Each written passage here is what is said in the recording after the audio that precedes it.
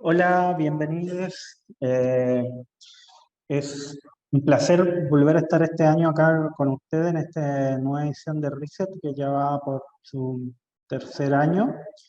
Y también este año quisimos junto con Rosario y Natalia seguir profundizando temas que tocan arte y educación, principalmente para repensar las instituciones desde el sur global, pensando también otros tipos de formatos, otros tipos de dinámica y otros tipos también de temporalidad y compromisos afectivos, políticos y sociales que puede lograr la educación cuando de alguna forma se entremezcla, participa y genera porosidades también en el proceso artístico también y en el proceso institucional. Desde ese lugar estamos muy contentos este año de iniciar nuevamente el ciclo, también gracias a Fundación Proa. Y muy contentos de empezar también con nuestra primera invitada de este año al ciclo, Sofía Blascaga, que nuestra compañera Rosario García Martínez va a presentar ahora. Así que les dejo la palabra y bienvenidos y bienvenidos. Y también les comentamos que esta charla también va a ser grabada, así que después van a poder acceder a tu archivo y también su respectivo podcast si lo requieren. Así que les doy la bienvenida a todos. Bueno, gracias Vito, bienvenidos, bienvenidas, bienvenida Sofía, muchas gracias por aceptar nuestra invitación. Como dice Víctor, vamos a dedicar la primera parte de este nuevo año de Reset a pensar el binomio arte-educación, así que nos pareció muy oportuno iniciar esta parte del año con Sofía Blascuaga, quien tiene una vasta experiencia de prácticas y de investigación en museos, bienales y proyectos autogestivos que exploran formas alternativas de concebir, por un lado, la vida en común. Vamos a ir viendo a lo largo de los proyectos que Sofía va a presentar, y también cómo ella, a través de su investigación y de su práctica, examina el impacto que esto puede tener en formas de entender el aprendizaje, la enseñanza y lo que aceptamos o entendemos como conocimiento. Y bueno, su tarea de investigación está muy anclada en la praxis, digamos, corre un poco por los bordes de lo académico, y eso nos parece súper interesante.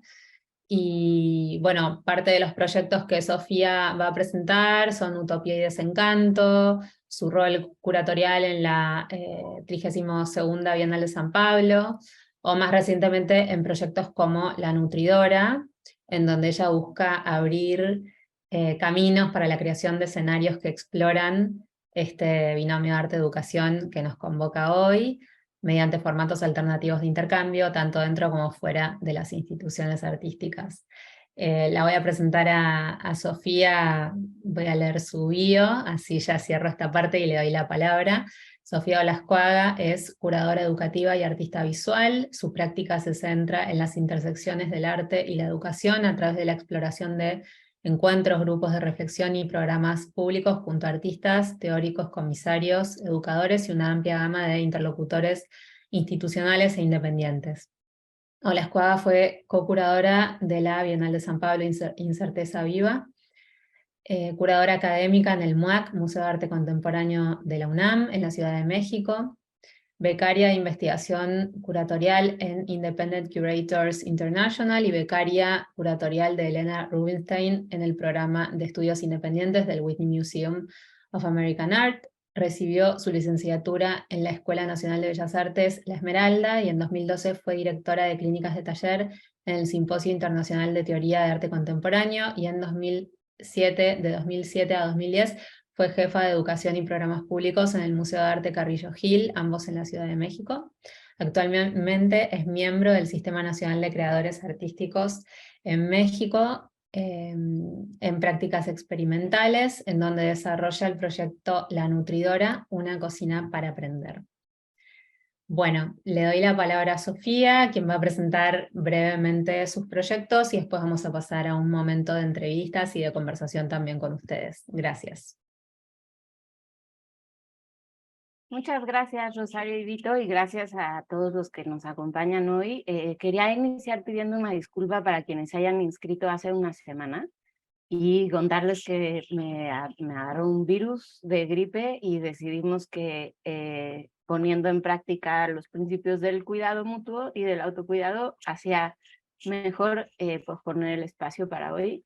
Así es que agradecemos la comprensión y ojalá que se estén pudiendo conectar ahora y que estén sanos con estos virus que andan circulando por ahí. Muchas gracias por la invitación. A mí me interesa mucho como el lugar desde donde Proa Reset convoca desde la institución, pero también desde un colectivo que tiene como un pie adentro, un pie afuera, intentando proponer conversaciones necesarias, útiles y diferentes voces para esto que nos convoca, que es la práctica arte-educación, ¿no? Yo quisiera como empezar diciendo que para mí fue importante darme cuenta en una etapa más o menos temprana de mi práctica que no me iba a preocupar por definirme en términos identitarios a través de mi trabajo y de mi práctica, es decir, elegí no plantearme como curadora, educadora o artista como desde un lugar de identidad.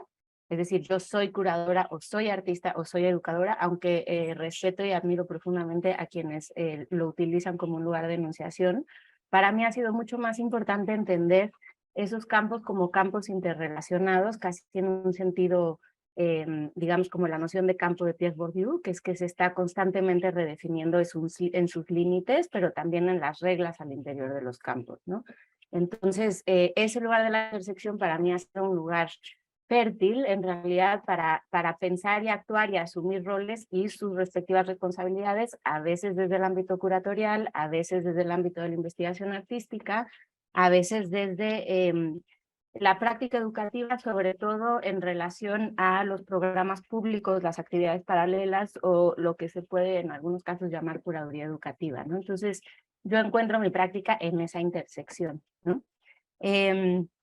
Y al mismo tiempo, el eje, digamos, como de mi trabajo, si tuviera que hacer una síntesis, que digamos es un reto de la sesión de hoy, me han pedido plantear una síntesis inicial de mi práctica y una serie de proyectos, con la idea de que las preguntas nos den la oportunidad de entrar a mayor profundidad e ir desmenuzando varias otras cuestiones, ¿no? Entonces, si quedan dudas o comentarios que nos permitan ir abriendo la conversación, por favor, anótelos inmediatamente. Yo no voy a ser exhaustiva de los 3 proyectos, cada uno abarca dimensiones bastante amplias, entonces voy a tratar de plantear como una serie de anclas desde donde podamos avanzar en la conversación. La primera sería esta en relación a mi práctica, que para mí el trabajo institucional o por fuera de instituciones ha tenido que ver con un deseo en realidad y un interés de experimentar en los formatos de encuentro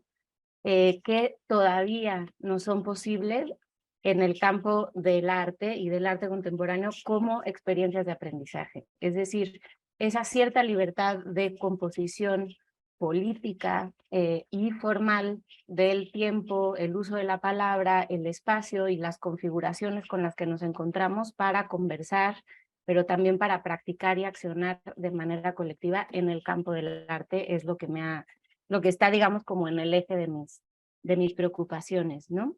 Me interesan mucho los procesos de trabajo colectivo, pero también los ensayos a partir de colaboraciones y cómo esos nos permiten inscribir otras posibilidades para relacionarnos, para asumirnos como parte de una colectividad o comunidad y también para poder trabajar retando las nociones más instauradas de la autoría o del trabajo individual que tienden a prevalecer en el campo del arte y la cultura, ¿no? Y bueno, dentro de estos intereses de trabajo colectivo no está solamente la experiencia de juntarse, sino como el reconocernos como parte de un mismo campo o con intereses en común nos permiten también una manera de investigar, de aprender y de apropiarnos y reclamar lo que yo entiendo como la memoria colectiva, como un bien común. Es decir, no solamente hablar del tema en cuestión, sino recuperar experiencias o diríamos genealogías que nos permiten trazar otro tipo de vínculos, de referencias y de maneras de entender nuestra interlocución, no solo actual, sino en relación a diferentes experiencias previas y recientes. Esto me interesa de una manera distinta al tipo de investigación que hace la historia del arte y más desde las prácticas vivas y ese tipo de sedimento de otras formas de hacer y el tipo de conocimiento que generan que se van dando en las prácticas de alternativas en educación, en las prácticas colectivas en el arte y también en las nociones de comunidad. Y una de las preocupaciones es cómo generar registros más allá del espacio de encuentro que permitan inscribir estos otros modos de hacer, otra vez no desde el discurso de la escritura histórica, sino como este bien común que es reconocer, cultivar y también reclamar la memoria colectiva, ¿no? Entonces, bueno, este es en términos del paraguas general donde yo encuentro mi práctica. Me formé como artista, como dijo Rosario.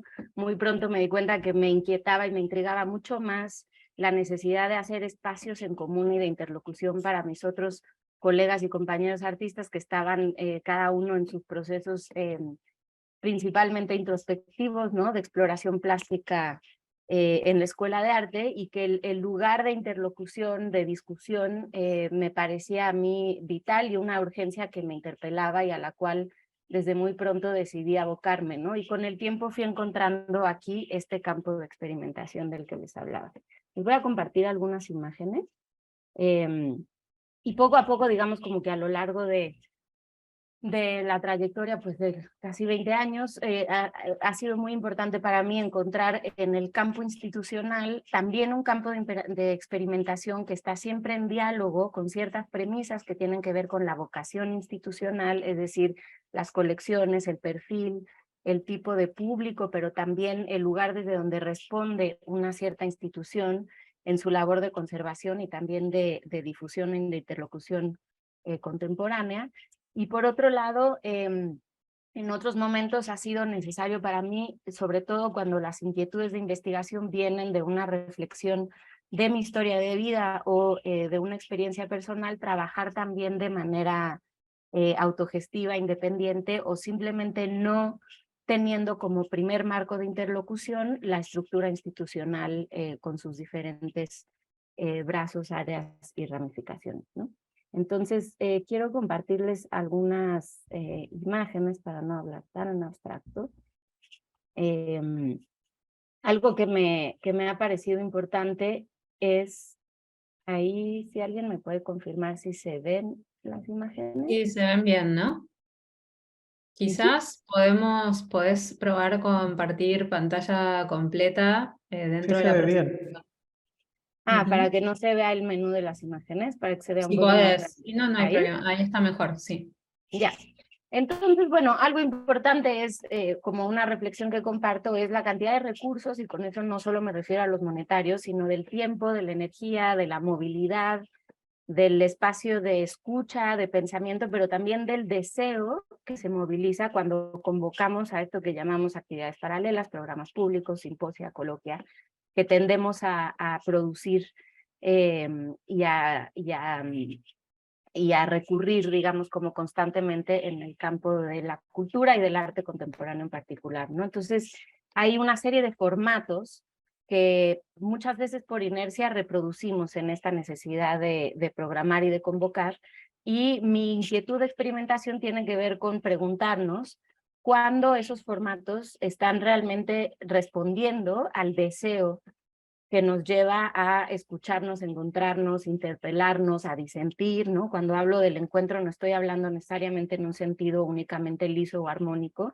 sino como un lugar también de reconocimiento de posiciones a veces antagónicas o del disenso, que son clave para poder mantener nuestro campo vivo, ¿no? O reconocernos dentro de una comunidad activa, no necesariamente a partir del consenso.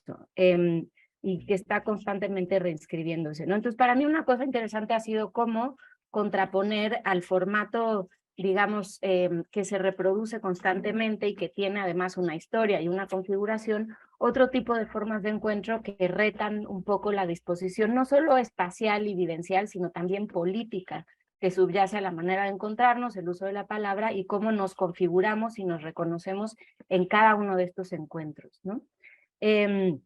Uno de los primeros proyectos en los que participé tenía que ver con que se volvió mi tesis, no les voy a plantear demasiadas imágenes, tenía que ver con rastrear las experiencias de grupos, colectivos y colaboraciones en la historia de México del arte reciente, digamos, entre los 60 y los 2000, a partir de la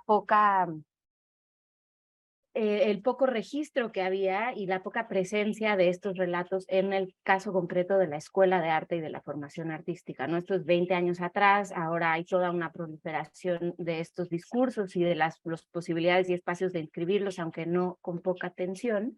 Pero en esta búsqueda de los referentes de trabajo colectivo y colaborativo en el arte mexicano, de los cuales además había muchísimos participantes activos, pero no necesariamente visibles desde su participación en lo grupal, sino principalmente dentro de lo que es la forma clásica de visibilizar una trayectoria artística, que sería desde la producción de obra individual y este cuerpo de obra como un recorrido a lo largo del tiempo, ¿no? Entonces, para mí fue muy importante recuperar como estudiante de arte las experiencias colectivas y de colaboraciones, y a través del dispositivo de la tesis reinscribir en la biblioteca de la Esmeralda una serie de herramientas y recursos sobre las posibilidades de trabajo en colectivo que yo no encontré como estudiante, ¿no? Y esto me llevó después a una pregunta importante sobre cuál era mi necesidad de insistir en esa cuestión del encuentro, la colectividad y la comunidad, de dónde venía esa inquietud.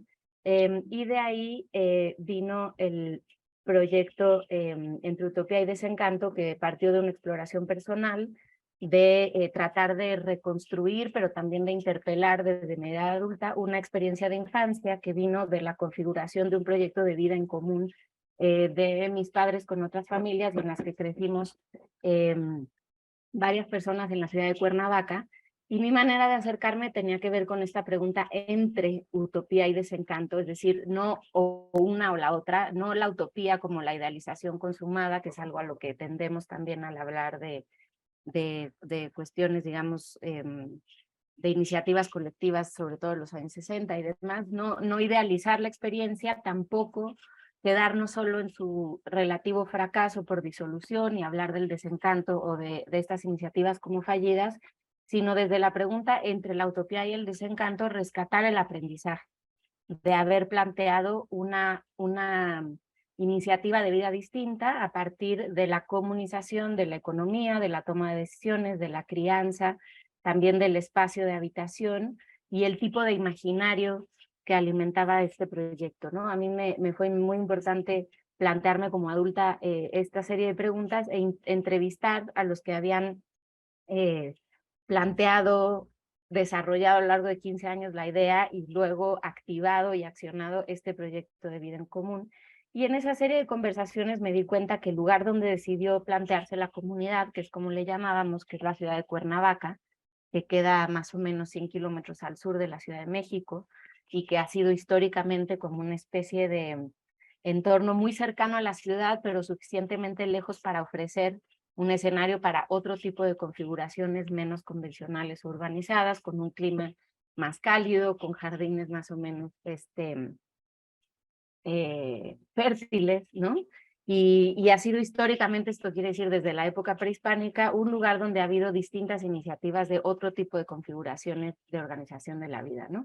Cuernavaca fue el lugar al que fueron mis papás con las otras familias, y en una serie de conversaciones con ellos se fue haciendo cada vez más claro que en un contexto previo al de nuestra llegada a principios de los años 80, había habido desde los años 50 estas otras iniciativas trabajando con configuraciones experimentales en relación a alternativas a la educación o una serie de proyectos de aprendizaje desescolarizado, su relación con la educación popular y una serie de movimientos sociales, y Cuernavaca como nodo de encuentro para iniciativas, pero también activistas, pensadores y trabajadores de distintos ámbitos que en las décadas de los 60, 70 y hasta los 80 venían como parte de esta serie de movimientos latinoamericanos retando a la serie de regímenes dictatoriales que después se fueron imponiendo en distintos países latinoamericanos. No me voy a meter en esa historia porque solo tengo unos pocos minutos, pero podemos hablar de eso más adelante.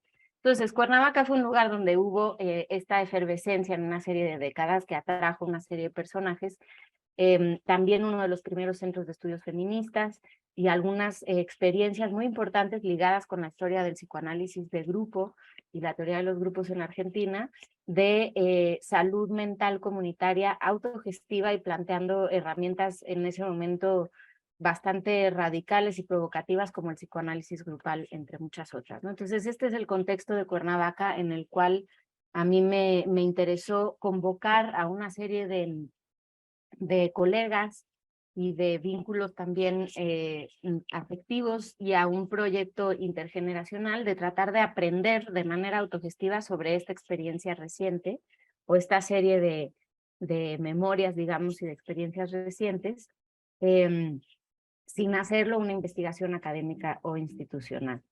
Perdón, estoy teniendo... Ahí está. Uno de los personajes más visibles de ese contexto es Iván Illich. Él fundó el CIDOC, era el Centro Intercultural de Documentación. Es un proyecto complejo, pero que pretendía convocar y concentrar, por un lado, documentos, por eso de documentación, que permitieran discutir con los registros históricos en mano los efectos de las instituciones europeas y modernas, empezando por la Iglesia Católica, pero también la escuela, los hospitales y otro tipo de principios, digamos, de la modernidad, los efectos en el contexto latinoamericano y, digamos, las consecuencias en términos del tipo de formas de vida y de saberes que se vieron directamente desvalorizados, pero también violentamente borrados, ¿no? A partir de esta imposición de las colonialidades instauradas con los lemas del desarrollo civilizatorio en América Latina, ¿no? Entonces el CIDOC concentraba una serie de documentos y al mismo tiempo convocaba a pensadores a organizarse o a seguir o participar de seminarios que tenían que ver con una especie de discusión colectiva. No era un programa académico predefinido, se invitaba a proponer temas y que se fueran generando grupos de trabajo, y tenía una especie de prensa, que es esta imagen que vemos aquí del CIDOC cuaderno, una prensa casera de tipo offset, donde se publicaban una serie de compilaciones de las discusiones que se iban dando en el CIDOC. Uno de los temas principales y los primeros seminarios se llamó Alternativas en Educación, se desarrolló a lo largo más o menos de unos 7 años, y ahí se convocaron a una serie de pensadores y de activistas educativos, principalmente de Estados Unidos y de Europa, pero también de muchas partes de Latinoamérica. Paulo Freire, un nacido participante del CIDOC, pero también Francisco Julião, que estuvo muy cerca, uno de los participantes del movimiento Vía Campesina en Brasil, Salazar Bondí de Perú, y una serie de educadores como Maxine Green, etcétera, etcétera, ¿no? Entonces, yo convoqué a este grupo a dedicarnos a rastrear, a hacer una especie de línea de tiempo y a tratar de entender quién había pasado por el CIDOC, cuáles eran las ideas que estaban circulando y qué tipo de iniciativas o de acciones se habían ido desprendiendo de ese contexto. Como hablaba al principio, una de las nodos importantes de la relación entre Cuernavaca y otras partes de América Latina fue el movimiento de comunidades eclesiales de base y su relación directa con la educación popular, desde donde estas ideas de Illich y Freire principalmente, pero de muchos otros educadores y practicantes de ese momento, estaban creando una serie de metodologías y de prácticas de trabajo, no solamente de teorías, ¿no? Hay una especie de genealogía afectiva, que así llamamos, que en un intento de trazar cómo estas iniciativas han ido permeando a otras generaciones y quiénes son las personas que pasaron por ahí y qué tipo de entramado podríamos identificar, ¿no? Para esta investigación usamos precisamente una de las ideas o metodologías de Illich, que viene en un texto que él produjo después de estos seminarios de alternativas en educación. Es uno de sus libros más conocidos en los 70, que se llama en español La sociedad desescolarizada, o The Schooling Society en inglés, y que hace una crítica a no tanto a los modelos pedagógicos o a la estructura de las escuelas, sino al rol y al efecto que tienen en un sentido amplio, en una estructura de organización social donde la premisa económica y la del crecimiento económico es la que está estructurando casi todas las actividades productivas y particularmente formativas, ¿no? Entonces él empieza a rastrear el currículum oculto, que tiene que ver con no solo los contenidos que se imparten en las escuelas, sino cómo la estructura de la escuela en sí misma espacialmente empieza a configurar una serie de prácticas que son clave para el desarrollo del campo laboral y las líneas productivas como están estipuladas, que tienen que ver con pasar muchas horas en confinamiento, estar a cargo de un tutor o un supervisor autorizado por la institución, estar separados por género o por edades, y seguir una serie de planes de estudio a las cuales no se nos convocó a participar o a pensar, pero que implican también participar de una serie de rituales de certificación bajo los conocimientos que la institución reconoce como legítimos, y al mismo tiempo crea una serie de programas para certificar, examinar y crear esta serie de organización por competencias, ¿no?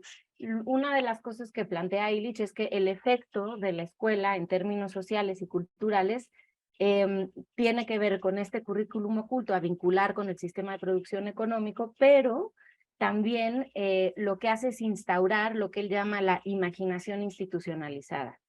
Es decir, que con esta configuración de poder y conocimientos legítimos, pero también de profesionales autorizados por la misma institución, creamos una cultura a partir de la cual, digamos, delegamos la solución y la resolución de las necesidades básicas a las instituciones y sus representantes, es decir, los especialistas o profesionales. Esto sería el caso de la medicina, pero también de muchos otros ámbitos, y que lo que eso genera a la larga, como un efecto cultural, es la erosión o la disrupción de la capacidad de aprendizaje automotivado y autogenerado. No solo autodidacta, pero también la posibilidad de estimular y de cultivar, pero también de reconocer como saberes valiosos y legítimos esos otros que son fundamentales para la vida, que normalmente no se imparten en el ámbito institucional como conocimientos legitimados, ¿no?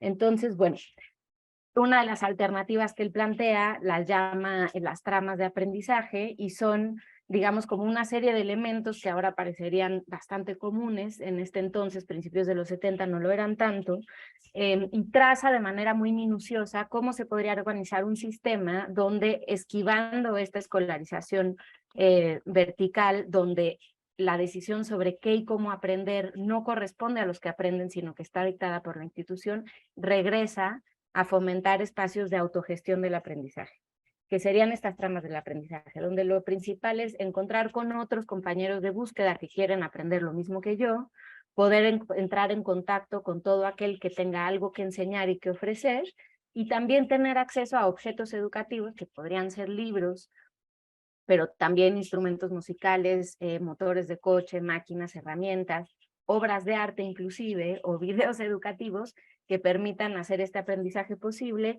y un sistema, digamos, de conexión entre quienes desean aprender y quienes tienen algo que ofrecer para enseñar, de intercambio de habilidades, ¿no?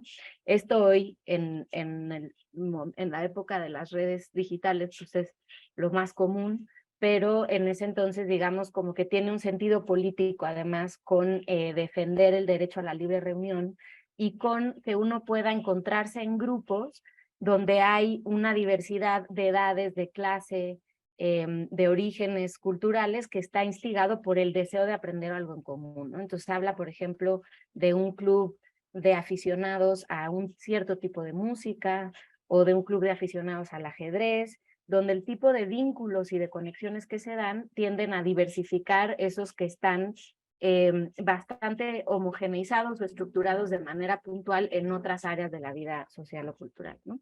Entonces, bueno, podríamos hablar mucho de esto, pero hasta aquí me voy a quedar. Usamos esta idea de las tramas del aprendizaje como nuestra propia metodología para aprender de la historia del CIDOC y de las otras experiencias en Cuernavaca.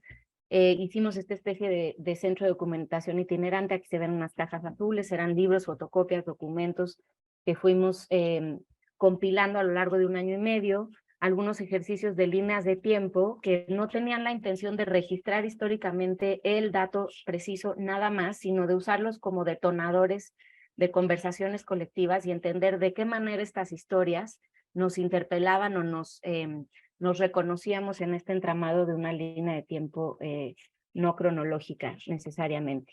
Y a partir de esto encontramos una serie de personas que o por participación directa, es decir, de experiencia propia, o por historia de vida, tenían alguna conexión con estas historias, y por otro lado, que su práctica nos conectara con preguntas alrededor de este tipo de prácticas, ¿no? Después de muchas sesiones a lo largo de 1 año y medio, a puerta cerrada, en un entorno que estaba vinculado a la historia comunitaria de mi familia, decidimos plantear un ejercicio público, una especie de gesto que nos diera pie para socializar el tipo de aprendizaje que hasta ese entonces habíamos creado a partir de Entre Utopía y Desencanto. Durante 4 meses dispusimos una especie de centro de documentación con una línea de tiempo espacializada que nos permitía ordenar los materiales de investigación que fuimos encontrando y compilando, pero también introducir las miradas, las intervenciones y los gestos de los más o menos 40 colaboradores que participaron, entre artistas, educadores, activistas y agentes desprofesionalizados, que es un término bastante illichiano. Inauguramos este lugar en la ciudad de Cuernavaca, en el Jardín Borda, que es un espacio físicamente cercano al contexto histórico del que estábamos hablando, y durante 4 meses tuvimos un festival de inauguración por 4 días donde había diferentes prácticas y no solo piezas artísticas, convocando a hacer y estudiar, a hacer y conversar, a poner el cuerpo. No me voy a detener en todos los colaboradores porque no me da tiempo, pero bueno, Beta Local, Naomi Rincón Gallardo, la Unitierra de Oaxaca, Gustavo Esteva, en fin, una serie de diferentes iniciativas, no solamente del campo artístico, pero sí conectando artistas, educadores, activistas y, como decía, practicantes desprofesionalizados. Después de 4 meses de actividades decidimos situar el archivo en Aeromoto, que es una biblioteca pública de libros de artista que funciona en la Ciudad de México, y mantenerlo con disposición al público. Hicimos un meeting, una especie de sesión colectiva para decidir qué hacer con ese archivo, no solamente cómo ubicarlo y dónde conservarlo, sino cómo mantenerlo activo y para quién era de interés, y decidimos situarlo en Aeromoto, en esta biblioteca. Quiero revisar un poco cómo voy de tiempo, porque apenas hablé de un proyecto. Entonces, Estamos bien igual, tranquila. Está súper bien, Sofía, no vale, hay porque problema. vienen 2 No proyectos te más, pero preocupes. voy a tratar de ser más breve. O si quieren parar aquí y hacemos intervenciones, o me sigo con los otros 2. Me Yo sigo, diría ¿verdad? que sí, que sigas y Vale. al final pues vamos a las preguntas. Perfecto. Bueno, una de las ideas de Illich que a mí me parecía muy importante es cómo él hace una reflexión en unas entrevistas que le hacen ya en la etapa más o menos hacia al final de su vida. Esto es en el 2002, cuando murió. Y él hace una reflexión en un libro que, si a alguien le interesa profundizar, se llama Los ríos al norte del futuro. Son una serie de entrevistas que le hace David Cayley.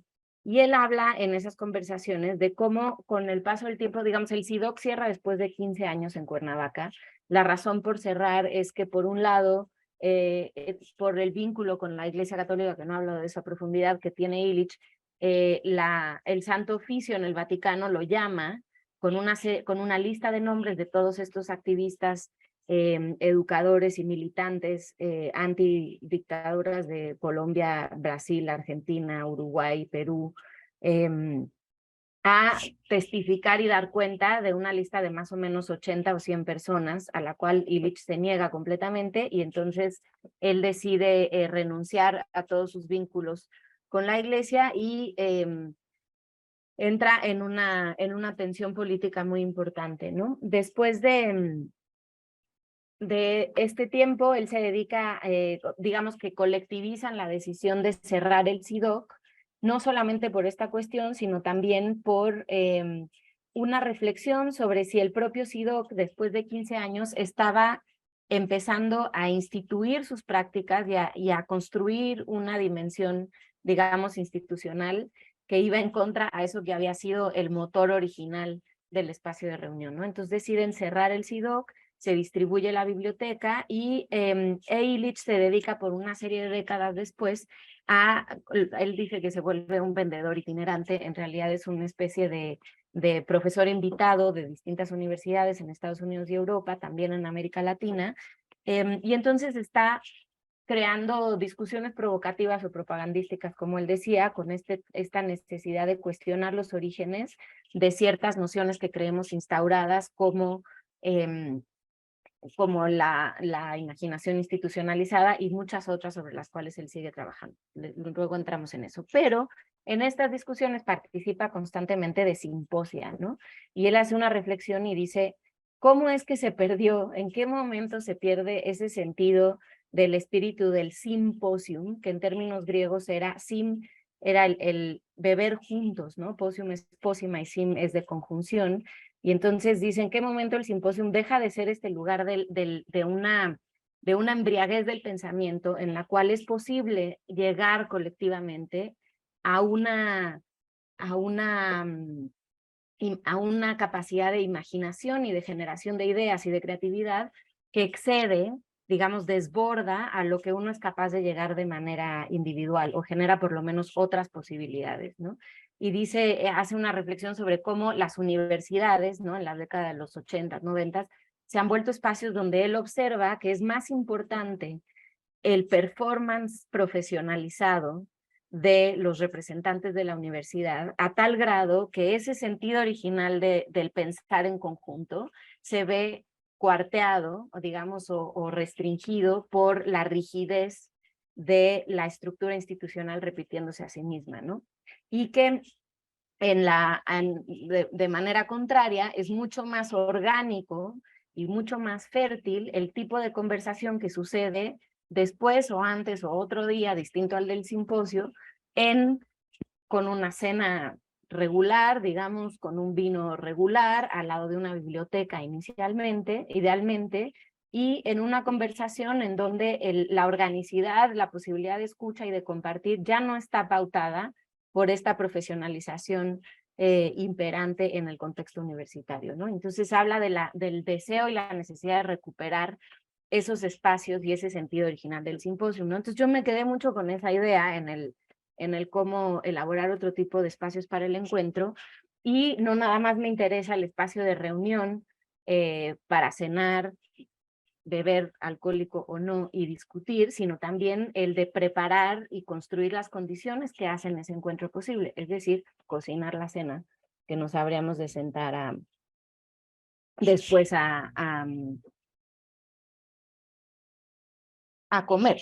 Entonces, me ha sido muy importante como recuperar el lugar de la labor, digamos, del trabajo colectivo que está detrás de este lugar de encuentro, ¿no? Son esferas del trabajo que tienden a estar invisibilizadas o delegadas inclusive en el ámbito artístico, cultural y mucho en el ámbito institucional, y que me parece que tienen un ámbito para reclamarse política y simbólicamente y activamente de manera muy, muy importante y valiosa, ¿no? Entonces, me ha parecido importante la cocinada, digamos, el cocinar como una primera excusa para encontrarse y reunirse, y que permite también reconocer nuestras presencias y conversar desde una manera mucho más orgánica, y también tratando de esquivar un poco esta cultura de la presentación de credenciales que tenemos tan incorporada, y tratar de articular otro tipo de espacios que también permitan después, a la hora de sentarnos a comer, recuperar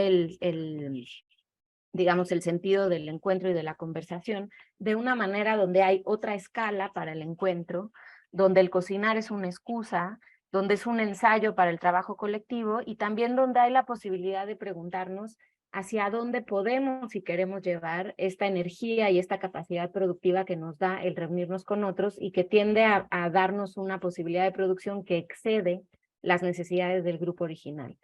Y la posibilidad de decidir sobre cómo y hacia dónde orientarlo nos da también una dimensión de ejercicio político que a mí me interesa particularmente. Entonces, una cocina para aprender es un lugar en donde, otra vez, la cocina es una excusa, pero también es una manera de trazar relaciones con el territorio, genealogías de saberes que vienen del cuerpo y no de los conocimientos institucionalizados, y de articular otro tipo de encuentro en la convivencia y en el trabajo colectivo, ¿no? No me voy a parar en cada una de ellas. También es una posibilidad de activar, como en este caso, espacios institucionales con otro tipo de procesos. y poner, digamos, como en el espacio de lo visible, prácticas y procesos que tienden a estar invisibilizados, delegados o que están en el tras bambalinas de muchas de las actividades que se escenifican culturalmente, ¿no? Y bueno, finalmente quiero hablarles de un proyecto de los 81 que presentamos en la 32ª Bienal de Sao Paulo. Es una bienal en la que participé como co-curadora, estuvo bajo la curaduría en jefe de Jochen Volz y en el equipo curatorial estábamos colaborando Lars Van Larsen, Julia Rebousas, Gaby Nakobo y yo. Es un proyecto bastante amplio y complejo, tiene una escala brasileña, digamos, en términos de públicos, pero también de espacios, son 30,000 metros cuadrados de exposición, colaboramos con 81 artistas, más de la mitad de esas 81 presentaciones fueron piezas comisionadas, es decir, procesos de investigación artística generados desde la invitación a la Bienal. Fue un proceso realmente fascinante, tuvimos 1 millón de visitantes en 3 meses, y la premisa de Incerteza Viva, que fue el título que le dimos, tenía que ver con reconocer o situarnos desde el lugar de la incertidumbre en relación a ecologías de saberes, a maneras y posibilidades de trazar otro tipo de relatos históricos y de nociones, digamos, como ancestrales, pero también otras genealogías, hablar de la incertidumbre en términos del clima político y ambiental, y tratar de reconocer el lugar de la incertidumbre también como una posibilidad política de otras formas de aprendizaje, ¿no? Quiero hablarles de un proyecto que se liga un poquito con una cocina para aprender. Bueno, aquí esta es una de nuestras imágenes de la identidad visual, es una raíz de yuca o de mandioca, como se dice en Brasil. El proyecto Restauro, que es lo que estamos viendo ahorita en las imágenes, es un proyecto que desarrolló por comisión el artista Jorge Mena Barreto, o Jorge Mena Barreto, que es un artista brasileño, que viene trabajando hace mucho tiempo con esta posibilidad de combinar espacios de saberes y prácticas. Él, a partir de la invitación a la Bienal, se planteó el desarrollo de la Bienal, digamos, como de tratar de cuestionar, de activar o de sacudir y volver permeable de alguna manera el tipo de membranas o de posibles límites entre el pabellón de la Bienal, el Parque de Ibirapuera, pero sobre todo los contextos selváticos o forestales y las iniciativas de agroforestería, o sea, de agricultura sintrópica, permacultura y agroforestal que están alrededor de Sao Paulo. Él tenía la idea de traer la selva, así la primera idea era cómo traer la selva al pabellón, ¿no?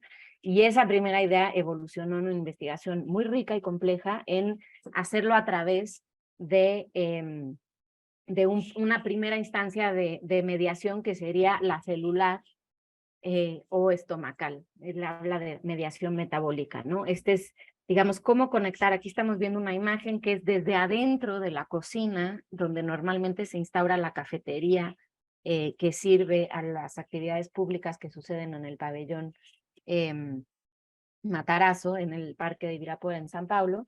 Digamos, esta es la vista desde la cocina, y él trataba como de hacer una especie de resonancia formal y metafórica entre la ventana de la cocina, el espacio del pabellón, el vínculo con el público, la relación con el ecosistema del Parque Ibirapuera, con un ecosistema mayor que sería el del interior de San Paulo, y tratar de evocar un imaginario forestal, ¿no? Y que esta mediación fuera similar o resonante con una escala de mediación corporal a través del consumo o de la ingesta, ¿no? De la boca, y de una relación escultórica. Él habla del acto de comer con la transformación del ambiente, ¿no? Él toma la noción de Robert Smithson de sitio específico como la intervención en un sitio que modifica el paisaje, y habla del acto de comer como una manera también de moldear y de interrelacionar formal y evidentemente nuestras prácticas culturales y colectivas a lo largo de la alimentación con el tipo de paisaje que creamos y que sostenemos o reproducimos desde ahí, ¿no? desde aquí la dimensión política del proyecto tenía que ver con que esta escultura ambiental ayudara a visibilizar el tipo de paisajes diversos que crea la agroforestería, ¿no? Que trata de mantener un equilibrio diverso entre especies y sobre todo la regeneración del suelo como principio, en contraposición a los paisajes del monocultivo, ¿no? Que además son silenciosos, son donde se elimina la diversidad, donde se va volviendo de una austeridad y homogeneidad muy violenta en términos simbólicos, pero también vitales, y donde el efecto de eso es la desecación del suelo, ¿no? Trabajó con una red bastante compleja de colaboradores, incluyendo a Neca Menabarreto, que es una chef, su prima además, que colaboró con él, pero también con escuelas de cocineros en Brasil y con una serie de colectivos que producen la agroflorestería desde comunidades indígenas, quilombola, y también de proyectos de agricultura familiar en la zona, digamos, como al interior de San Pablo, alrededor de donde está situado el pabellón, ¿no? Tuvo una colaboración también con el Grupo Entero. Bueno, estos son algunos de los elementos que vemos.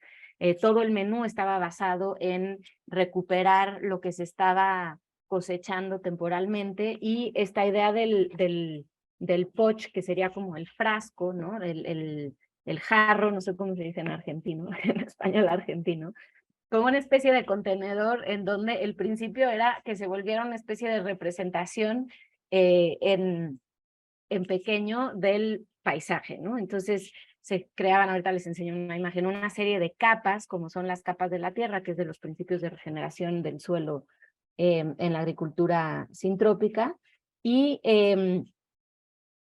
que ahí se fueran como integrando los diferentes ingredientes que se iban dando de manera estacional y a partir de las cosechas naturales del entorno y de los colaboradores, ¿no? Se hablaba de un plato feito, o sea, como un menú del día agroecológico.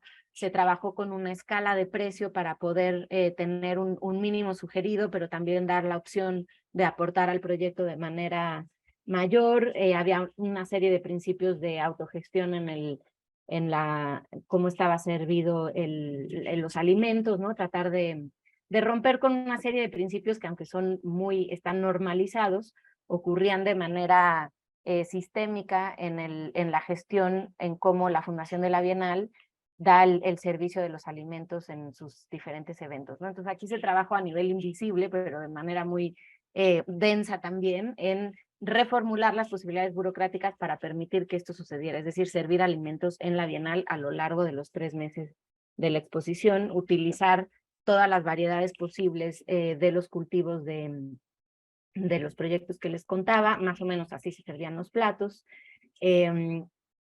Estaba buenísimo. Los trabajadores de la Bienal teníamos un descuento y eso nos permitía también participar, digamos, como consumidores de lo que estaba trabajando ahí, y con un elemento muy importante que en su interés del trabajo de la mediación a través del arte, George planteaba como un primer lugar de mediación que no necesariamente estuviera cargado de información, y que era esa mediación celular o metabólica a partir de la ingesta, ¿no? Y decía, ese primer contacto con esto que estamos proponiendo sucede a nivel intestinal. Ese es el primer lugar, ¿no? Esta idea de la boca que les planteaba, esta metáfora con la ventana de la cocina, este lugar de acceso, sucedía primero que nada en una mediación metabólica o celular, y desde ahí iba creando toda una otra disposición para encontrarse con esta propuesta de relaciones complejas y diversas a partir del proceso regenerativo del entorno, ¿no? Los muebles los hizo el Grupo Entero, que fue uno de los colaboradores. Había además algunos dispositivos, todas las mesas eran públicas, ¿no? No había mesas separadas. Había una serie de dispositivos espaciales, pero también sonoros, para mostrar toda la serie de cosechas que iban llegando para la producción. Y bueno, fue uno de los proyectos donde en términos curatoriales también se sintetizó algunos de mis intereses. Y hay otra cosa que trabajamos en la Bienal, para lo cual no voy a poder enseñarles la imagen porque no está cargando por alguna razón, pero es dentro de los espacios para las actividades del equipo de mediación de la Bienal y también de las actividades públicas a lo largo de la exposición.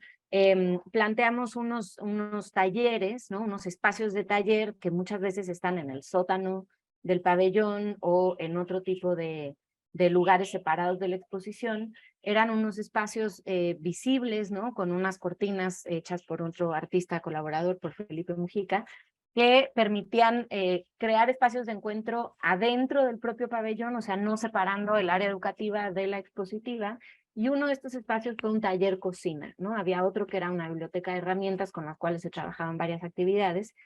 Y el atelier cocina, como le decíamos, o el taller cocina, permitía que el lugar de encuentro para las actividades ya no de la escala más amplia expositiva, sino de grupos de trabajo, actividades públicas, discusiones y de las propias reuniones del cuerpo de mediadores de la Bienal, que es un cuerpo sustancial, importantísimo dentro de todo el proyecto de cada una de las bienales, tuviera también la posibilidad de anfitrionar, de recibir, de, digamos, como contagiar en el mejor sentido con diferentes tipos de procesos, de materias y de actividades para el encuentro a través de una cocina equipada que se dispuso dentro del pabellón, ¿no? Entonces, bueno, esto fue una manera como de cerrar diciendo que hay ciertos procesos de ida y vuelta que creo que se pueden dar entre, de manera gradual y no necesariamente antagónica o completamente separada entre los ámbitos de trabajo más experimental y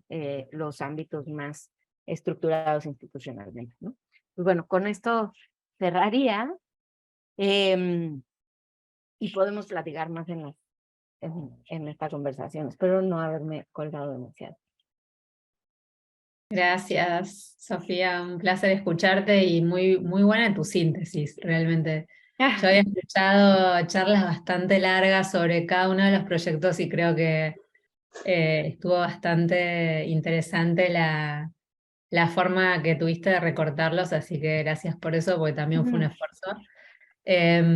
Yo te quería preguntar, digamos, o mejor dicho, quería ahondar en esta última cuestión que vos mencionaste, que es bueno, sin pararte en el antagonismo entre proyectos autogestivos y más experimentales y la institución rígida con sus reglas y sus situaciones más inflexibles, ¿qué posibilidades de filtración entre ambas encontraste a lo largo de tus proyectos y también cómo imaginás, inclusive a vos misma, suponiendo que, no sé, por ejemplo, después de todas estas experiencias vos tengas, si vos tuvieras que entrar a una institución, o sea, ¿cómo te imaginarías estos cruces o estas hibridaciones entre formatos más, digamos, eso, más blandos, más experimentales y una situación institucional más rígida? ¿Cómo describirías esos cruces o esas posibilidades? Pues a mí me ha ayudado mucho pensar esta noción de la que hablaba Illich, como que tendemos a ubicar las instituciones con espacios físicos, o sea, con edificios, y a vernos nosotros como externos a la institución, ¿no? Como si la infraestructura institucional fuera el edificio y la infraestructura física y todos los recursos que ahí se albergan, y nos vemos como ajenos, ¿no? O como entes que circulan en diferentes grados de proximidad, vamos a decir, o desde el interior activando también. Y a mí me ha ayudado mucho esta noción que les compartía de Illich de la imaginación institucionalizada y pensar que la institución no es ese edificio que está allá afuera, sino que son una serie de prácticas que también nosotros reproducimos, ¿no? O sea, que interiorizamos y que reproducimos en nuestras maneras de hacer, en nuestra categorización de los conocimientos que reconocemos como legítimos o no, como hablábamos en el caso de la escuela, en el tipo de valor o de categoría que le damos al representante de un cierto saber especializado que está respaldado por una credencial institucional y frente a ese dejamos de lado o desvalorizamos otros, ¿no? Y entonces creo que una de las primeras reflexiones que además están constantemente mutando tienen que ver con no cómo me relaciono con esa institución que está allá afuera, sino con las que hemos introyectado y además reproducimos en nuestras maneras de hacer y de conducirnos, ¿no? Y otra es lámina que me acordé ayer, bueno, hoy en la madrugada en realidad, que les quería mostrar rápidamente. Déjame ver si la puedo poner aquí.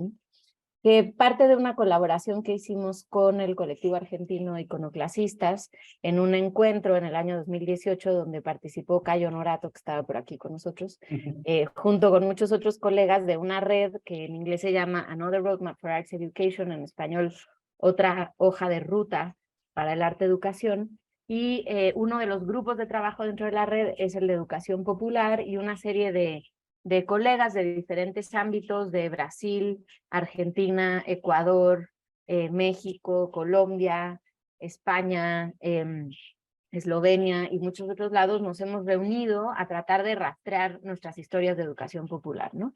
Y una de las reflexiones que atravesaba, instigada por Cayo, que si sigue aquí podríamos platicar un poquito, era precisamente la distancia, o sea, ubicar una especie de mapa, el grado de distancia con el que veíamos nuestro quehacer en relación a lo institucionalizado, vamos a decirlo, por no llamar la institución, ¿no? Como si fuera ese ente ahí medio fantasmagórico. Y como tratar de ubicarnos en relación a grados, ¿no? Entonces hicimos este primer mapa que se volvió más una constelación de saberes, pero donde tratábamos de identificar, es una herramienta que creó Iconoclasistas específicamente para este encuentro, dónde, o sea, en qué distancia nos ubicábamos en relación a las prácticas más convencionalmente institucionalizadas. Pero la otra parte del mapa, que es esta que está aquí, tenía que ver con ubicar, alcanzan a ver aquí donde dice sensograma cuerpas, ¿se ve bien en la imagen?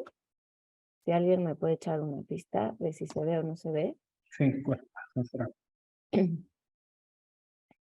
Tenía que ver con identificar, digamos, a partir de estos mapas iconoclasistas, Julia y Pablo realizaron una serie de hojas de trabajo, las estuvimos llenando y trabajando en varias sesiones de taller, y luego esta gráfica que les muestro es una síntesis posterior, ¿no?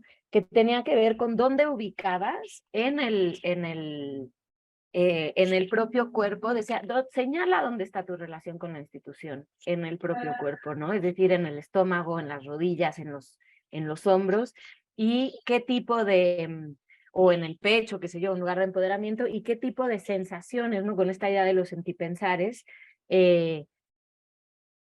asocias a esa relación incorporada de lo institucional en tu ámbito de práctica, ¿no?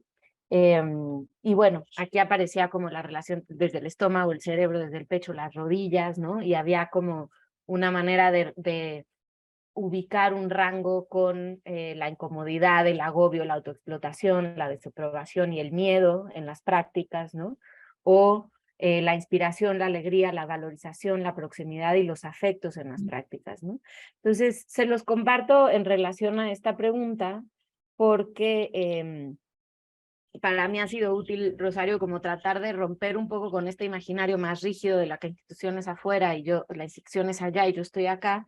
Por otro lado, cuando he formado parte de equipos institucionales, es un recordatorio muy valioso y significativo el tener en mente que la institución la hacemos personas que estamos con nuestras subjetividades, con nuestros bagajes culturales personales y también con el tipo de deseos y de proyecciones en ese ámbito de práctica, también estamos conformando y tomando decisiones, ¿no?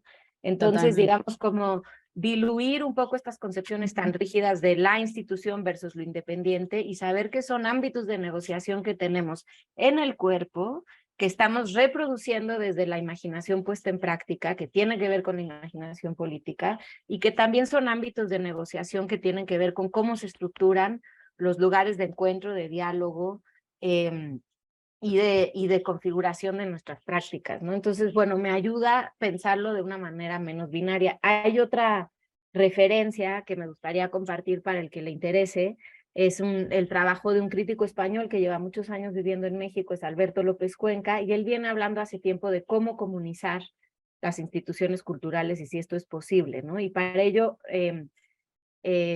recurre a una noción de infraestructura que nos ayuda a separar esta idea monolítica y además como material de concreto de la institución y a pensar la institución como una infraestructura que está compuesta por el acceso a recursos por la manera en que se establecen vínculos y cómo en esos vínculos, es decir, las comunidades que hacen a la institución posible, cómo se gestiona la decisión de dichos recursos, ¿no?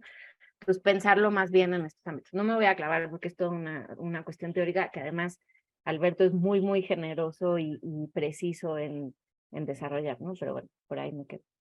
No sé si contesté la pregunta. Fantástico, gracias. Gracias, Sofía. Muy bueno la imagen con iconoclasista. Yo me puse los anteojos, pero estaría bueno por ahí si la podés mandar y la compartimos después. Acá Sí. están preguntando por el apellido Alberto López Cuenca.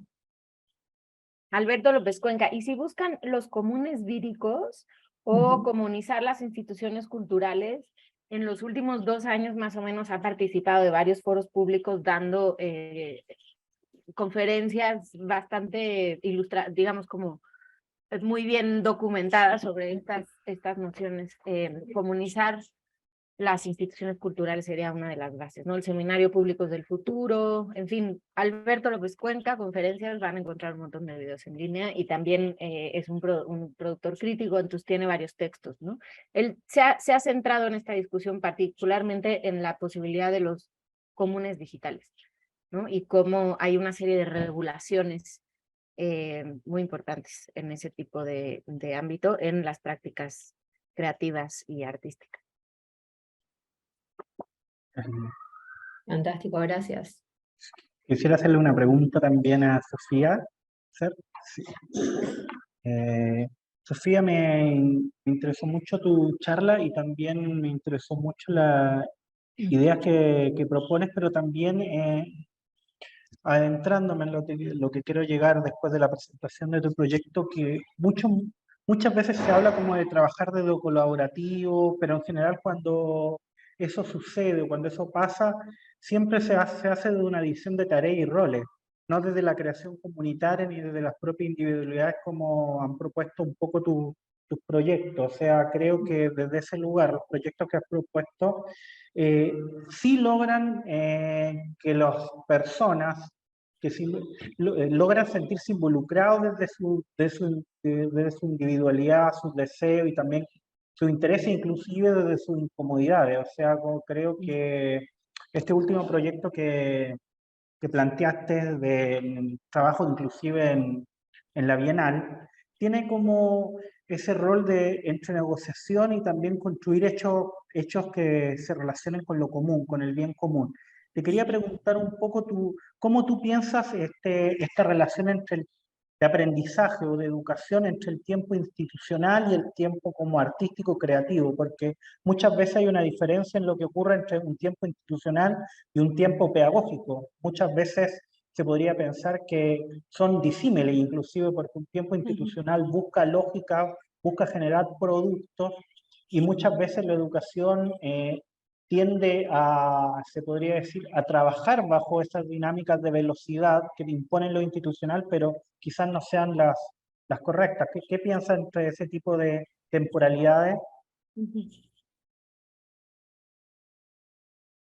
Sí, claramente es un ámbito de negociación súper importante y que a veces no es tan evidente, ¿no? En el caso, por ejemplo, de Entre Utopía y Desencanto, para mí fue muy, muy importante tratar de gestionar en términos administrativos, o sea, todo un cuerpo de trabajo que permitiera llevar a cabo una serie de encuentros a puerta cerrada durante 1 año y medio, con la idea de que eso fuera parte del proceso de aprendizaje primero, ni siquiera hablábamos de investigación, ¿no? Como una especie de estudio colectivo. El grupo era interdisciplinario y a mí me interesaba mucho que no hubiera una predisposición al producto o al foro público que seguía a ese encuentro, ¿no? Una imagen donde se ven un montón de gente en el piso con papelitos de colores, era un ejercicio que estuvimos haciendo que se llamaba de lo utópico a lo viable, que también facilitó una de las colaboradoras del núcleo del proyecto, Naomi Rincón Gallardo, que es artista y educadora, y con Naomi trabajamos mucho estos dispositivos para tratar de hacer una lluvia de ideas que la premisa era, sí, solo sí, hay algo que aprendiste de este proceso de trabajo, ¿qué tipo de gesto público te ayudaría a socializar estas ideas, ¿no? Y de ahí qué dispositivo sería el más útil. De ahí fuimos configurando una serie de propuestas donde se dieron colaboraciones y diálogos que nosotros no prefiguramos entre los participantes, sino que vinieron de esta convivencia, de este trabajo inmersivo intenso a lo largo de 1 año y medio. Me era muy importante que los encuentros fueran no en un museo o en el aula de una universidad, sino en estos otros espacios que les mostraba. Y tratar de ampliar y de alargar lo más posible tanto el espacio de estudio, el tiempo de estudio más bien, como el tipo de salidas o de gestos públicos para ese dispositivo que después fue el festival y el centro de documentación que les contaba, ¿no? Sin embargo, como dices tú, ponía un tiempo a una especie de condensación de la energía que también pone un nivel de adrenalina que a veces es útil también para los procesos creativos y de concreción, donde se tratara de condensar todas estas propuestas en este centro de lectura o de educación, de documentación, perdón, con el festival y las actividades públicas que fuimos gestionando a lo largo de 4 meses. Sin embargo, en lo personal, yo me quedé, después de haber hecho esa labor, digamos, como de diseño del proyecto de conceptualización, la primera parte de la investigación que era personal, la convocatoria al grupo de trabajo, que éramos 6 colaboradores inicialmente, luego el desarrollo colectivo de las líneas de estudio, de las preguntas generadoras, como les llamábamos, y de la otra serie de colaboradores que se fueron sumando. También asumí una serie de funciones, ¿no? Digamos, como de coordinación, de convocatoria, de gestión administrativa, de gestión de los presupuestos. Yo había solicitado a concursos públicos una serie de fondos para poder gestionar ese proyecto con la retribución más justa posible para todos los colaboradores y asegurar que los fondos estuvieran ahí para ello. Y al mismo tiempo eso conllevó hacer toda una gestión administrativa y burocrática de cada uno de esos apoyos, que como ustedes sabrán son horas y horas de Exceles, de recuentos en contaduría, fiscales, comprobaciones, asociaciones, abogados, y que todo ese trabajo tiende a quedar invisible, ¿no? Y tratamos como de sortear lo más posible ese tipo de labor para que el espacio creativo y de convivencia estuviera menos configurado o restringido por esta cuestión administrativa y esos tiempos. Sin embargo, a mí me pasó después de este proyecto que llevó casi 2 años, que me quedé sintiendo que me había hecho falta a mí personalmente tener más tiempo de estudio para poderme meter en el archivo que habíamos conjuntado, en leer con mucho más calma y estudiar ya fuera de la efervescencia colaborativa, muchos de los procesos que fuimos mapeando. Y un poco Una cocina para aprender es la consecuencia, digamos, de años después, hasta después de que termine la Bienal, de poder volver a acercarme a esos materiales y trabajar con otro ritmo, ¿no? Con lo cual quiero decir que sin duda hay una combinación entre cierto tiempo como de estudio y de investigación y luego esta aceleración que mete el dispositivo de hacer público, que está muy marcado por tiempos administrativos e institucionales, ¿no? Pero sí es una reflexión con la que yo me quedé, ¿no? ¿Qué hubiera pasado si hubiéramos tenido la posibilidad de continuar, por ejemplo, el espacio-tiempo de aprendizaje sin tenerlo atado a una presentación pública? Pero bueno, en ese caso esos tiempos estaban dictados por las instituciones públicas que fondeaban en términos monetarios el desarrollo del proyecto, ¿no? Yo creo que es una pregunta súper importante. En el caso de la Bienal, por ejemplo, a mí me dio posibilidades de negociación ser parte del equipo curatorial y no llegar en los tiempos del equipo educativo, que esa es otra cosa que tiende a pasar mucho en las instituciones, que son procesos de trabajo que están separados en términos de equipo, pero también en temporalidades. Y tratar de integrar desde la propuesta curatorial original y en la comisión a los artistas, pero también en el presupuesto de producción, tanto los costos materiales de la investigación y del montaje de la pieza en salas, como en el mismo presupuesto de producción las actividades públicas posteriores para tratar de alargar las posibilidades de colaborar con los artistas con remuneraciones justas, ¿no? Este es un espacio, digamos, como de constante negociación en donde, en las instituciones donde yo he estado, se vuelve muy evidente que es muy importante, digamos, como tratar de crear sinergias desde el principio del proceso de concepción curatorial entre las diferentes áreas, y no solamente la curatorial y la educativa, las diferentes áreas institucionales que se implican en la producción de proyectos, ¿no? Porque si no, los tiempos son muy distintos, ¿no? Y luego está la parte de la naturaleza que preguntabas de los procesos propios, ¿no? Que es cuando un proceso de estudio o de experimentación pedagógica se ve, a veces sí pienso, instigado de manera productiva por tener una fecha de presentación pública, y otras veces coartado o presionado por, sobre todo cuando son colaboraciones entre personas que se están gestionando a partir de una pieza o de una propuesta, y que luego es muy difícil crear esos encuentros o esas sinergias fuera del marco temporal y presupuestal de una colaboración en un marco expositivo o educativo, ¿no?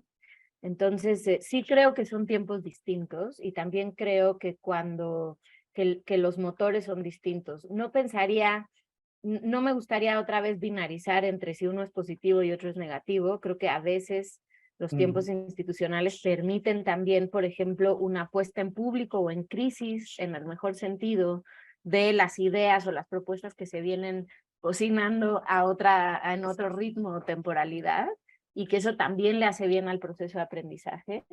Y otras veces definitivamente instrumentalizan un proceso para priorizar su objetificación o su presentación pública de maneras, digamos, como muy poco orgánicas, ¿no? En relación al proceso de aprendizaje o de investigación o de experimentación original. Entonces yo creo que ahí es como constante, es un campo de negociación Claro, sustancial, ¿no?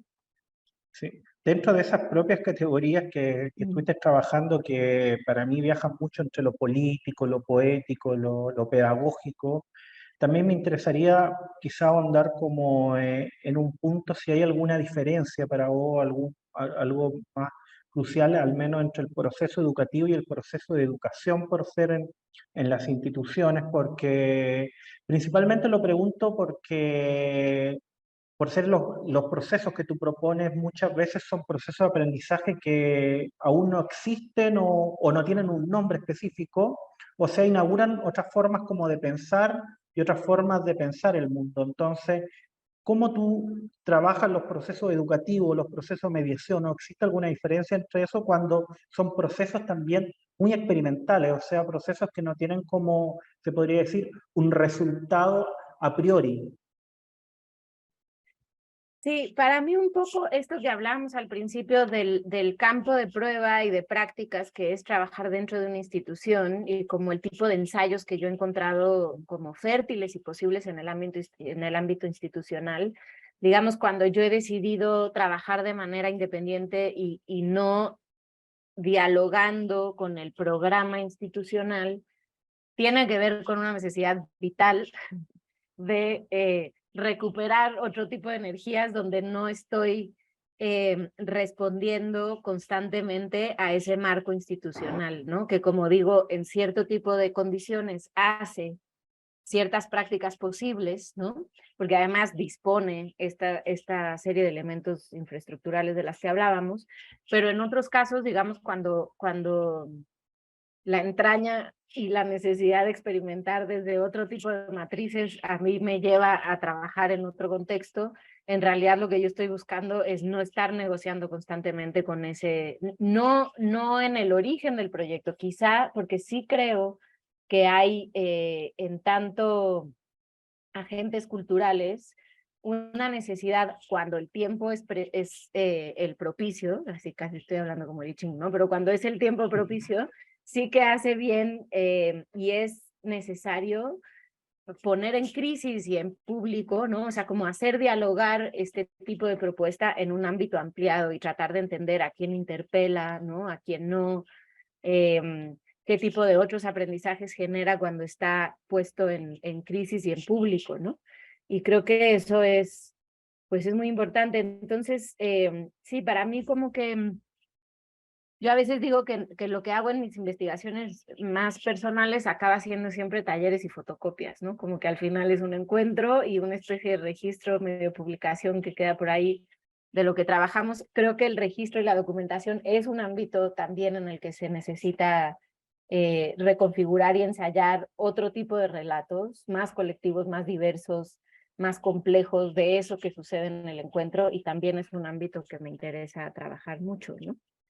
Te iba a preguntar sobre eso que estás mencionando, más que nada, ¿cómo describirías, digamos, tus procesos de investigación que claramente están por fuera de un ámbito rígido académico y demás, que quizás en algunos puntos dialoga con ciertas metodologías, pero en donde entiendo que el cuerpo, los afectos y la entraña, como dijiste vos hace un ratito, también tienen un peso importante? O sea, me gustaría que un poco describas, si es que se puede,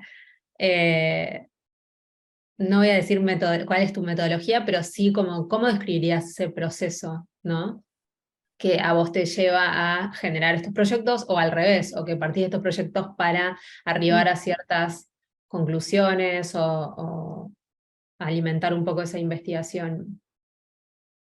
Yo creo que viene mucho de este tema de los aprendizajes valiosos y de vida, y de cómo hay un montón de experiencias que no necesariamente se relatan oficialmente o se codifican cuando se escribe la historia, ¿no? Que tienen que ver con estas apuestas a otras maneras de aprender y de hacer. Yo creo que hablaba un poco del proyecto de la reflexión sobre la vida en comunidad y la historia personal. Yo fui alumna de una escuela activa fundada por varios exiliados argentinos y chilenos en la ciudad de Cuernavaca con la metodología Freinet. Era un contexto muy amoroso también, y digamos como muy entregados a un proyecto pedagógico, político, también desde la colectividad, desde la asamblea, desde la estructura de cooperativas. Y yo me fui dando cuenta de eso en realidad después, que son experiencias que me marcaron, ¿no? Y que yo sí siento que hay una necesidad de, digamos, con lo a veces apabullante que tiende a ser el ámbito institucional y el ámbito también laboral y profesional, yo siento una necesidad de recuperar estos otros lugares donde aprendemos y compartimos saberes y formas de hacer valiosas para la vida, no como algo que se nos ocurre como la primera vez, sino que tiene su propia trama genealógica, ¿no? Hay otras personas que se lo han planteado en otros momentos y han tenido estas experiencias o estos aprendizajes, o se han constituido estas herramientas, y eso se va de alguna manera permeando transgeneracionalmente, se identifique o no en los relatos oficiales, ¿no? Y a mí me parece que ese es un lugar, digamos, de las prácticas vivas, donde se construye conocimiento, donde se crean herramientas, donde se experimenta, donde se responde en términos políticos a las necesidades más cercanas, y que también han ido configurando el mundo en el que hoy nos movemos, ¿no? Entonces, ¿cómo hacerle más cuerpo y más espacio, más sonoridad a esas historias y esas prácticas en nuestros propios quehaceres? Y en el caso concreto del arte, creo que es un campo que está también marcado por precisamente estas negociaciones constantes entre modos de hacer que no están siempre reproduciendo el lugar de lo conocido, ¿no? Sino planteando qué otras cosas son posibles. Y digamos, eso es algo que pues a mí me regenera las ganas de seguir haciendo en el campo en el que trabajamos. Sí, eso que dijo Rosero me recordó esa famosa frase de Freire: las cosas primero tienen que tocarnos afectivamente, o si no, no funcionan. Desde ese lugar estoy como de acuerdo con los procesos que planteaste también, porque la mayoría de lo que ocurre muchas veces en educación, principalmente en educaciones, son conocimientos normativizados o institucionalizados, y no se aprende y muchas veces no se prepondera el escuchar y aprender con el cuerpo, accediendo tal vez a otros saberes, a otros modos de construir conocimiento y que puedan ayudarnos como a imaginar también otras formas de temporalidades. Pienso mucho también que los procesos artísticos y los procesos educativos también son procesos lentos, que no necesariamente van a generar productos o van a generar resultados que sean claros. Entonces también hay cierto grado de incerteza también con los resultados que muchas veces las instituciones no están preparados, simplemente no quieren ver un grado también de imposibilidad de resultados. O sea, los resultados yo creo en arte y en educación son muy lentos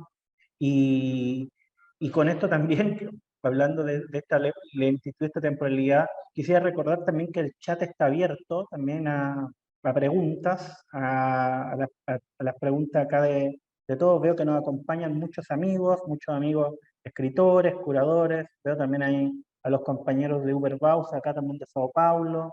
Veo a mucha gente de ahí de Proa, Noemí, mucha gente, así que los invitamos si quieren hacer algunas preguntas.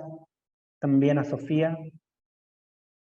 Yo nada más decir que tampoco es que sea así el hilo negro. Muchas veces estas prácticas tienen que ver con recuperar el ámbito de lo común, ¿no? Claro. Y digamos, lo de la cocinada es lo más común, todos tenemos, y por eso es potente, ¿no? Y esa parte me parece como también importante desde esta exigencia mediática, ¿no? De configurarnos identidades únicas o subjetividades particulares y sobresalientes en las redes sociales, en el ámbito profesional, etcétera. De pronto es como recuperar una escala del ámbito de lo común, ¿no? Donde otro tipo de diferencia y de diversidad es posible, pero también donde nos podemos desmontar un poquito esta serie de configuraciones de identidades públicas o mediatizadas, ¿no? Que muchas veces se interponen entre otro tipo de intercambios. Y al mismo tiempo que, digamos, aunque la relación con la cocina sea que no me gusta cocinar, ¿no? Que a mí me encanta eso, en la cocinada no es una clase de cocina, entonces cada quien medio que va agarrando el lugar de, yo lo que me gusta es lavar los trastes, yo a mí lo que me gusta es picar el ajo y la cebolla, que esos siempre son muy bienvenidos, o hay alguien que lo que quiere es conversar con todos los que están cocinando, pero no meter las manos en nada, o servirle tragos y poner música a los que cocinan y hacer plática, y ese tipo de configuración como que responde a otras posibilidades de encontrarnos y de hacer en conjunto, ¿no? Sin que sea el consenso, el proyecto completamente definido, los roles preasignados, los campos de especialización. Y esa experiencia yo creo que tiene el potencial de proyectarse más allá de ese ámbito tan común y cercano o doméstico, ¿no? Pero bueno, ya me voy a más bien. Ahí parece que llegaron algunas preguntas, Rochis. Sí, acá tenemos de Edgardo Donoso de la Universidad Nacional de Rosario. Él pregunta cómo se puede aportar a los cambios dentro de la universidad en la enseñanza de la metodología de investigación en Bellas Artes.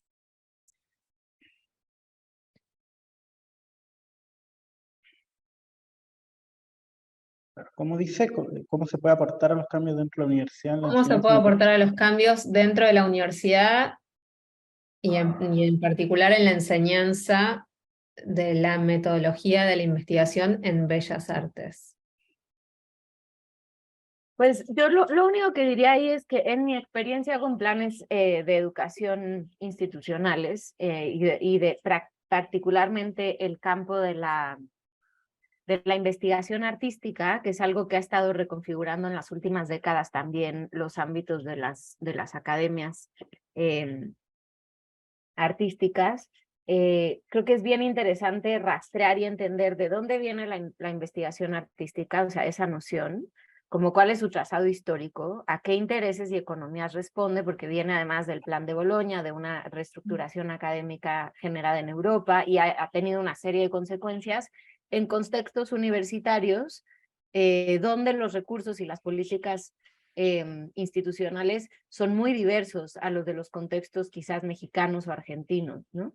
Y donde creo que es importante preguntarse cuál es el sentido de la investigación artística en los contextos propios y qué tipo de agentes culturales pueden activar procesos útiles, ¿no? Y necesarios en los propios contextos y no nada más reproducir este tipo de imaginarios de la profesionalización del campo artístico que tendemos como a absorber, sobre todo en esta, pues en estas últimas décadas donde hay esta esfera de mucha visibilidad del arte contemporáneo internacional, que crea ciertos perfiles de profesionales del campo que muchas veces tienen poco que ver con el tipo de necesidades y de activaciones que sí son, digamos, como urgentes, posibles y también necesarias o deseables en nuestros entornos más inmediatos, ¿no?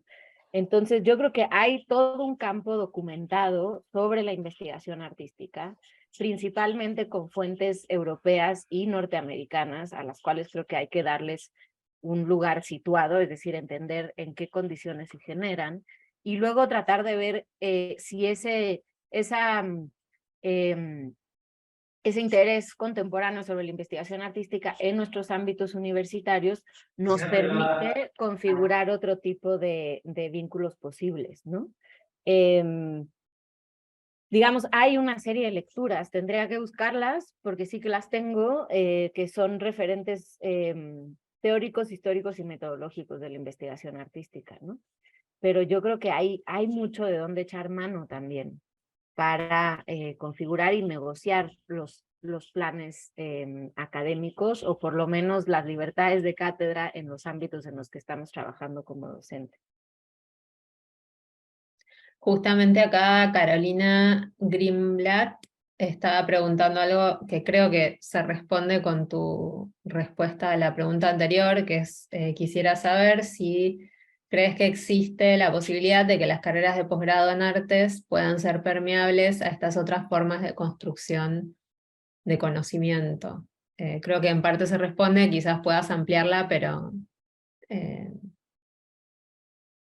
Bueno, quizá también recordar que así como las instituciones permiten o pueden ser campos de ensayo, de experimentación, yo creo que el espacio de la práctica educativa, ¿no? En la docencia también es un campo de experimentación, también se están articulando ensayos o lugares donde es posible ensayar otro tipo de configuraciones de relación entre el conocimiento, desde los vínculos políticos y afectivos y con eso que está pasando ahí adentro, ¿no? Entonces yo creo que para mí lo único que diría, Carolina, es que creo que, claro que esto otra vez está en negociaciones con otro tipo de marcos institucionales, políticos y de decisiones, pero el campo de la docencia es un campo de experimentación también de práctica, ¿no? Y habemos un montón de artistas docentes, de académicos que les interesa crear y producir más allá del cubículo, ¿no? De investigadores con un pie dentro, un pie fuera, o de agentes de investigación realmente independientes, y que como que creo que hay una decisión y una voluntad de experimentar en ese campo, también de cuestionar de dónde vienen las inercias o las prácticas que estamos reproduciendo, y si la pregunta sería si responden o no a las necesidades y al deseo de esos que nos estamos encontrando para aprender y enseñar. Y si no está respondiendo, entonces, ¿cómo ensayamos otros dispositivos que estén más cercanos a las necesidades y los deseos que nos convocan, ¿no? Entonces ahí diría solo que no perder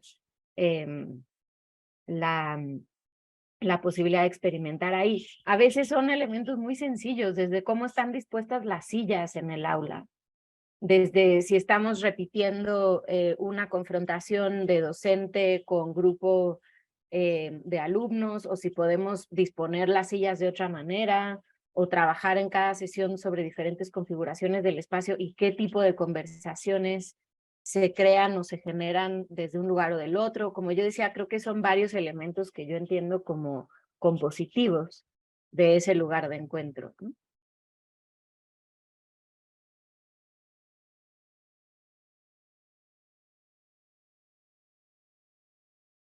Gracias, Sofía. Acá agradecen tu respuesta. Bueno, y acá Noé, compañera de proa, comenta, bueno, dice muy bueno, muy estimulante todo lo que comenta Sofía para seguir pensando. Nos pasa en nuestro equipo de educación a veces que estamos muy anclados a la propuesta de exhibiciones, pensando en mediaciones en relación a obras y salas, nos cuesta pensar metodológicamente en nuestra práctica de forma más general o transversal. Creo que pasa mucho eso también. Sí, y hay una presión del tiempo también, ¿no? O sea, como que están estos tiempos institucionales de los que hablábamos, donde además tendemos a estar en casi todas las instituciones que yo conozca, independientemente del lugar, sobrecargados, es decir, como que la proyección del alcance discursivo y de programación desde los museos y las instituciones tiende a sobrepasar las capacidades materiales y humanas de los equipos de trabajo, y bueno, eso es algo que yo creo que los últimos años de crisis pandémica también han hecho posible reflexionar y mirar de otras maneras, no que eso garantice su transformación inmediata, pero por lo menos mirar desde otro lado esos lugares del sobretrabajo y de los ritmos, ¿no? ¿Qué pasa si alentamos o qué nos permite? Y la otra es tener un tiempo antes de entrar en la carrera productiva, de saber preguntarme, ¿este es el formato que mejor sirve al deseo, a las posibilidades? ¿Por qué lo estoy haciendo de esta manera? ¿Será que podría hacerlo de otra manera? Y esto no tiene que ver con inventar el hilo negro, sino quizá volver a mirar los espacios en los que ya estamos trabajando con otros ojos y hacer pequeños ajustes y ensayar otras configuraciones en eso que ya está ahí, ¿no? ¿Qué pasa si la charla, en lugar de hacerla en el auditorio, la hago en salas al lado de las Claro. piezas? ¿Qué pasa Sí. si el lugar de reunión o el diálogo nos permite que haya, en lugar de un ponente y un moderador, una conversación más polifónica? ¿Qué pasa si en lugar de hablar pregunto y escucho?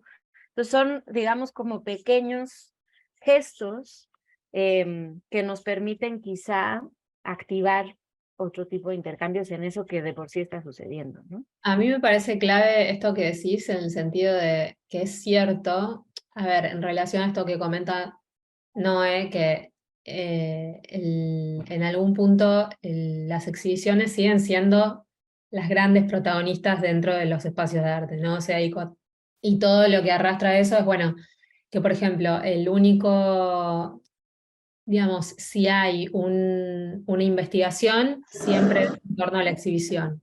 Es decir, por ejemplo, los equipos educativos no tienen margen o no tienen el margen necesario para investigar sobre las propias prácticas, y esto también incluye un trabajo reflexivo en torno a la propia metodología. Yo creo que no es que no hay metodología, creo que tiene que ver con esto que vos comentás, o sea, hay una metodología, lo que pasa es que no hay tiempo ni margen para repensar esa metodología y para en algún punto redireccionarla o ampliarla o lo que sea. Y creo que eso a la larga es un poco letal en algún punto, ¿no? Porque si no hay un espacio para pensar la propia práctica, para reflexionar sobre ella, para investigar, para escribir, o sea, no hay un espacio de algún punto de digestión, como volviendo a tu tema de la comida y demás. Nada, hay cosas que se van perdiendo, hay márgenes de reflexión que no, digamos, que no están, entonces eso también termina afectando las prácticas, termina afectando el espíritu incluso mismo del equipo, o sea, hay ahí como toda una serie de cuestiones que tienen que ver con estos ritmos de los cuales veníamos hablando, que son propios también de la institución.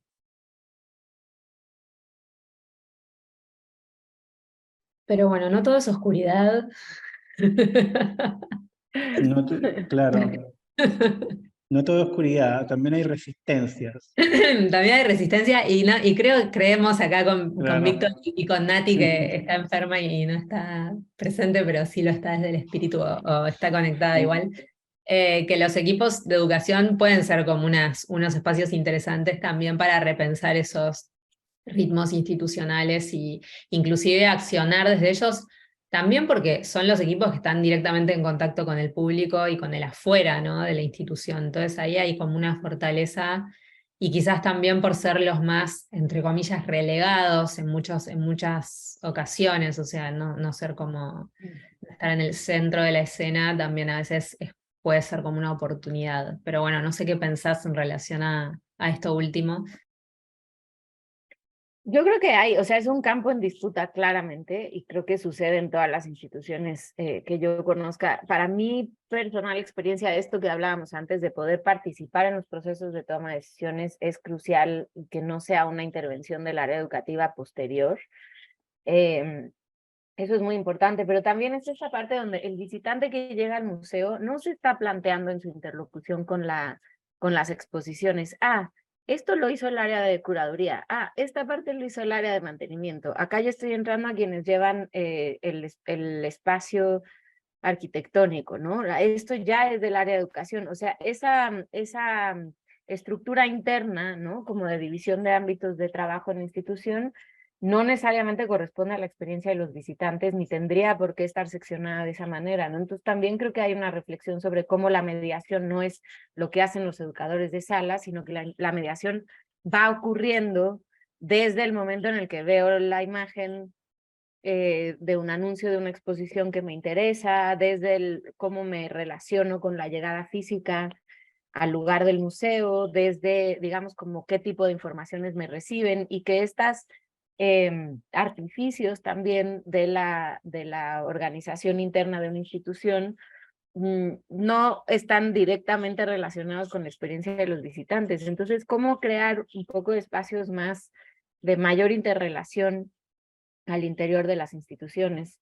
Creo que es muy importante. Y la otra es que creo que también hay este tema del, digamos, de no cambiarlo todo y elegir las batallas. Es súper importante para no acabar desgastados en esa necesidad de poner la entraña en la institución porque te la atropella directamente, ¿no? Entonces, ¿cómo sí elegir cuáles son esos pequeños gestos donde puedo crear otro tipo de interlocuciones, ¿no?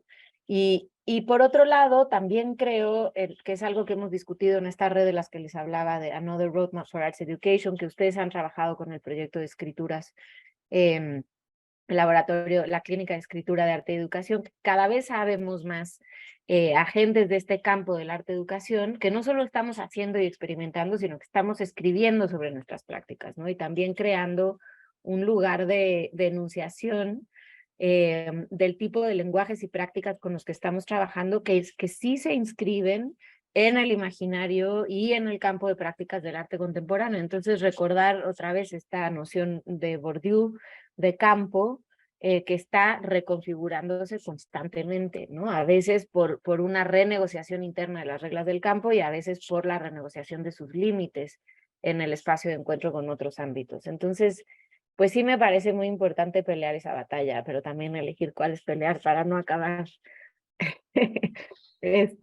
vencidos en el intento. Abatidos, tal cual. Sí, y eso no siempre se sabe a priori, a veces uno lo aprende cuando ya metió la pata y se dio cuenta que tal vez esa batalla no es la que uno quiere pelear, ¿no? Pero bueno. Bueno, si les parece, vamos cerrando. No sé si alguien más quiere compartir algo. Víctor, si vos querés también. Sí, dejarlos también invitados para la próxima charla también. Y que también Bien. esta charla va a quedar grabada y vamos a subirla prontamente a internet, a las redes de Pro y a las redes de Reset. ¿Y la próxima charla quién viene, Rosario? Y vamos a estar conversando con Mónica Hoff el 26 de abril a las 5 de la tarde. Claro, justo la vi hoy día. Bien, bueno, y vamos a invitarlos también a rever esta conversación. Para mí fue súper enriquecedora. Sofía, muchísimas gracias, porque Muchas me gracias, gustó Sofía. que hubo así como un margen de conversación por fuera de lo que por ahí yo estaba acostumbrada a escuchar de tus proyectos, que por ahí las presentaciones estaban más vinculadas a los proyectos y acá me gustó que por ahí nos abrimos un poco y fuimos hablando de otras cosas y creo que eso fue interesante. Así que gracias y gracias Vito por acompañar la actividad, Nati también, que estaba medio enferma. Aún así está conectada, así que agradecemos y al Voy a equipo de esperar los Proa. datos de Sofía para recorrer Sao Paulo. Ah, sí, yo Me voy a dijo que mandar unos tips de para comida, que sobre todo. claro, como estuvo acá en la Bienal, sabe todo. De comida y samba, comida y samba callejera, eso yo te puedo recomendar. Fundamental. Bueno, Fundamental. Muchas gracias por la invitación y por la escucha y saludos a Alex, que ahí te estoy viendo. Y a toda la gente que se conectó y con mucho gusto también puedo compartir las referencias en la página de Another Roadmap for Arts Education. Lo que pasa es que es un poco hay que conocerse los caminitos. Están también los materiales que trabajamos con iconoclasistas para ese encuentro de educación popular. Si quieres, Sofía, después nos envía los materiales y nosotros cuando perfecto, se suba la porque charla los colgamos, lo dejamos Genial. pegado en el link para que la gente también pueda acceder a los materiales que mostraste. Perfecto. Así queda mucho mejor con todos los datos. Vale, buena tarde por allá. Gracias, Sofía.